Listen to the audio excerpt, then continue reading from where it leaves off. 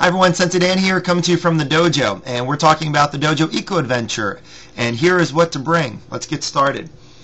Number one, the TheDOJO Eco Adventure this year for 2009 is on August 29th, and that's going to be a Saturday going into a Sunday. Now keep in mind, you're going on a one-day trip. You're going to be in the woods for less than 24 hours. We're not going on a 5-day excursion into Land of the Lost or something like that, where you need to buy a lot of gear and look like Indiana Jones and stuff like that.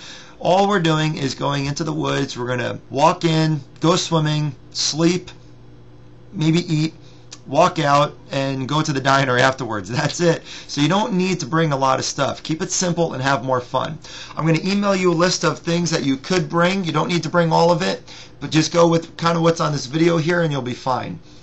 Call me with any questions at the dojo here. Alright, number one is the backpack. All you need is a little JanSport backpack, a little $20, $30 thing. Use an old book bag. Make sure it has a wide strap so your shoulders are comfortable. And that's all you need to bring, a little book bag like that. Number two is your shelter and sleeping gear. Alright, number one, with the shelter, go to Lowe's or Home Depot, buy one of those plastic drop cloths, the thin ones.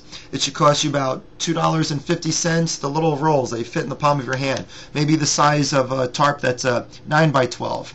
Again, painter's drop cloth, plastic, 9 by 12, fits in the palm of your hand, $2.50. You don't need more than that. If it rains, you wrap yourself up like a burrito, you'll be fine. The other thing that you're going to need is, that's Kim coming in. Hi Kim, say hi to the camera. Everybody's saying, there she is. Okay, anyway, let's continue. Next thing is the, let's see, parachute cord or some kind of rope to maybe hang your food up in the trees with, so the bears go after your food in the tree and they don't sniff around your campsite. Next thing is that you're going to need is, we have the drop cloth. Bring 2 or 3 garbage bags. You can fill them up with leaves, and then you'll be fine for sleeping on. It'll be like a feather bed. The thing after that is some kind of plastic, or you go to maybe Camp Moore or Sports Authority or something, and you get one of those foam sleeping pads. Again, only costs you about $10. You don't need an expensive blow-up sleeping thing, air mattress thing. You'll be more comfortable, but it's a lot more weight. You're only going to use it for a few hours sleeping. So, bring less, so you'll have more fun. So again, sleeping gear, all you need is the foam mattress, drop cloth, $2.50. Foam mattress shouldn't cost you more than $10 or $12, something like that. And parachute cord, 2 or 3 garbage bags. And for a sleeping bag, all you need is one of those cheap and inexpensive fleece blankets that you buy at Target or Rite Aid or some kind of gas station or something like that. You know what I'm talking about? It's like a fleece blanket, maybe covers you up. They even have ones with the little zipper things on them. That's all you're going to need for sleeping in. You may want to bring a little hat, little beanie cover there, and some wool socks to sleep in and keep your feet toasty. All right, next thing is getting to clothing. All you need is a fleece jacket, nylon rain jacket, some kind of synthetic t-shirt or something like a soccer jersey will be fine. For shorts, what I wear while hiking is just a bathing suit shorts with the mesh liners built in, so that way you don't need any underwear, and that'll be fine. Some kind of old workout pants, like those nylon workout pants, is great if it gets windy. And if you want to get the Under Armour stuff, that's fine, but you really don't need it. And that's about it. And again, maybe for hiking in, your socks, some kind of wool socks with some kind of thin nylon sock liner, they call it, and that way you have the socks. That way you have the socks rubbing against the 2 layers of socks there, not against your feet, causing blisters. So anyway, that's all the stuff that you're gonna need for clothing. And if you have any questions, give me a call on that. Okay, next thing is food. What do you need? If you're gonna bring food that you have to cook, then you gotta wash it out. You're gonna need a cook pot and all this other stuff. All I bring is some trail mix and some bread and a little bit of tea. Make a cup of tea at the end of the night. That's all I bring for food. It's very simple. If you want to bring food, don't go out and buy a lot of expensive freeze-dried food and stuff. If you need to buy something that you need to cook with, you go to Camp Moore, get what's called an Esbit cook stove. Little fuel tablets should cost you no more than $5. Don't get talked into buying a big cook stove thing with what's it called? Fuel canisters is real expensive, and when they clog up they don't work, and then it's heavy, and there's nothing heavier in your pack than something that you don't use once a day. So bring something simple like those fuel tablets. That's all you need. If you want to bring food, don't spend a lot of money on freeze-dried food. Buy one of those Lipton dinners for 99 cents, and you can cook that instead. be satisfying at the end of the day.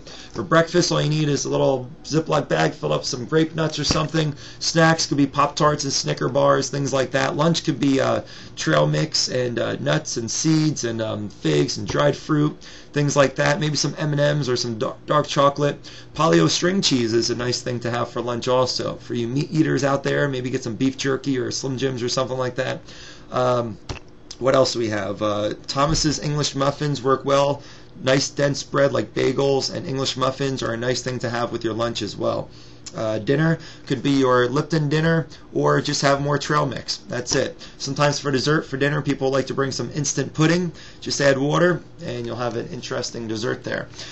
For cooking, you could use a little metal cook pot. Again, you go to the camp store, you get a little mess kit, it costs you $12, or use a coffee can, one of those small coffee cans like that big or something like that, and take all the coffee out first though, okay, and then you have your little coffee can that you can use as a cook pot, and that's all you really need. Let's see, what else? A metal spoon. If you're going to be eating with a spoon, bring a metal spoon. The plastic ones usually break, from the cold in the morning and stuff like that.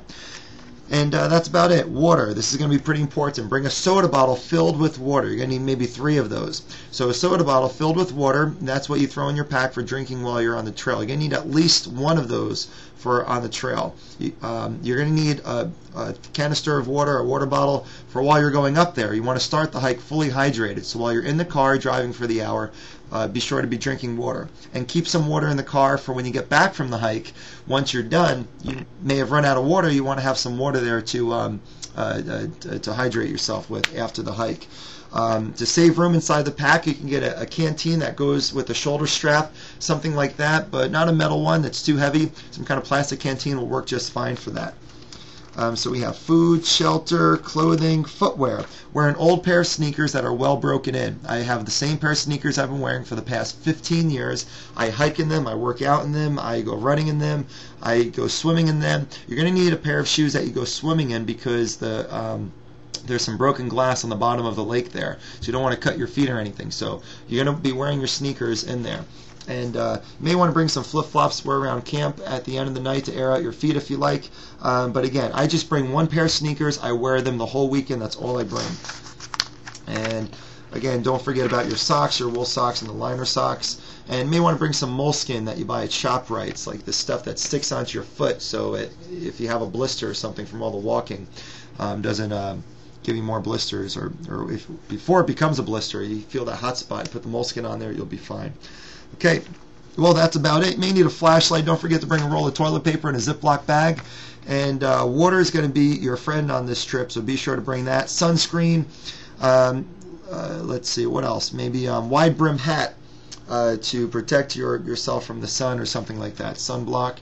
If you're Polish and German like me, you need your sunblock. Okay, what else?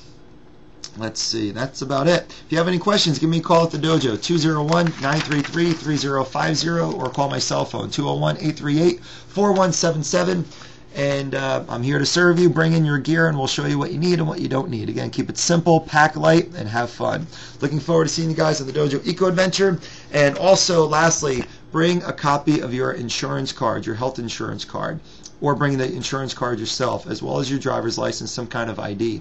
If you are injured on the trip, we're only a couple miles from a hospital, and that way we can get you there, and there'll be no obstacles in getting you medical care. All right, take care, and see ya.